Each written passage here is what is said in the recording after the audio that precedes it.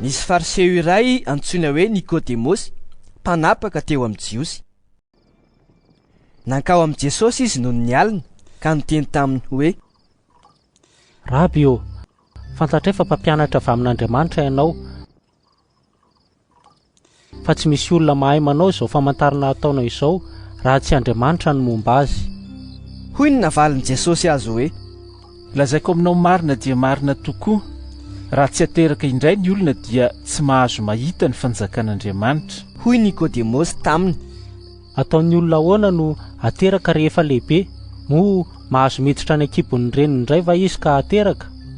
Hoy Jesosy hoe: Lazaiko aminao marina dia marina tokoa, raha misy olona tsy ateraky ny rano sy ny fanahy dia tsy mahazo miditra amin'ny fanjakan'Andriamanitra izy. Izay ateraky ny nofo dia nofo, ary izay ateraky ny fanahy dia fanahy. Aza gaga noho ny lazako taminao hoe tsy maintsy ateraka indray ianareo. Ny rivotra dia mitsoka any amin'izay tiny, ary renao ny feony, nefa tsy fantatrao izay hiavinina izay alehany. Dia tahaka izany koa izay rehetra ateraky ny fanahy. Ary hoy NIKODEMOSY: Atao ahoana no ahatanteraka izany zavatra izany? Hoy Jesosy namaly azy: Ianao va no mpampianatra ny Israely ka tsy mahalala izany zavatra izany? Lazaiko aminao marina dia marina tokoa,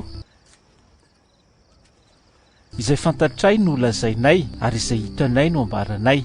Nefa ny fanambaranay tsy raisinareo. Raha ny zavatra ety an-tany aza no nolazaiko taminareo ka tsy hinonareo.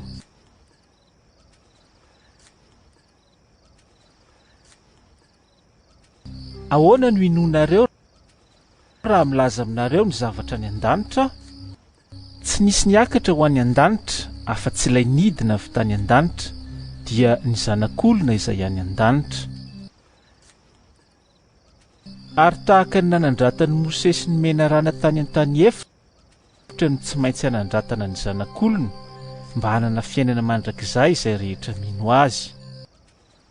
Fa toy izao no nitiavan'Andriamanitra izao tontolo izao, nomeny ny zanalahy tokana mba tsy ho very izay rehetra mino azy fa hanana fiainana mandrakizay. Fa tsy naniraka ny zanaka ho amin'izao tontolo izao Andriamanitra mba hitsara izao tontolo izao, fa mba hamonjy izao tontolo izao. Izay mino azy dia tsy ho tsaraina, fa izay tsy mino kosa dia efa voatsara rahateo, satria tsy nino ny anaran'ny zanaka lahy tokan'Andriamanitra izy.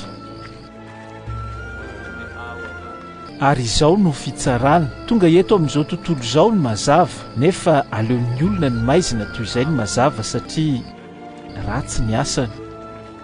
Fa izay rehetra manao ny ratsy dia mankahala ny mazava, sady tsy manatona ny mazava, fandrao hita miariary ny asany. Fa izay manao ny marina kosa dia manatona ny mazava, mba haseho ny asany, satria atao amin'Andriamanitra izany. Taorian'izany dia tonga tany amin'ny tany Jodia Jesosy sy ny mpianany, ary niara nitoetra tamin'ny tao izy sady nanao batisa. Ary Jaona koa dia nanao batisa tao Ainona akaiky ny Salehima, satria be rano tao. Dia nankany ny olona ka nataony batisa, satria tsy mbola natao tao an-tranomaizina Jaona. Ary nisy nifandiran'ny mpianatra Jaona tamin'ny Jiosy iray ny amin'ny fanadiovana, ary tonga tany amin'ny Jaona ny mpianany ka nilaza taminy hoe: Rabi ô, ilay tany aminao tany an-dafin'ny Jordana izay nambaranao, indro manao batisa izy, ary ny olona rehetra dia manatona azy. Dia hoy Jaona hoe: Tsy misy olona mahay mandray na inona raha tsy nomena azy avy any an-danitra izany. Ianareo ny vavolombeloko, fa hoy aho, tsy izaho ny Kristy, fa ny rahina hialoha azy aho, izay manana ny ampakarina ho mpapakatra. Fa ny sakaizan'ny mpapakatra izay mitsangana sy miaino azy dia mifaly indrindra noho ny feon'ny mpapakatra, ary efa tanteraka izany fifaliako izany. Izy tsy maintsy mitombo, fa izaho kosa dia tsy maintsy miaina. Izay avy any ambony dia ambonin'ny rehetra, ary izay avy amin'ny tany dia avy amin'ny tany. Koa ny momba ny ety an-tany ihany no lazainy, izay avy any an-danitra dia ambonin'izy rehetra. Koa izay hitany sy ireny no ambarany, ary tsy misy mandray ny fanambarany.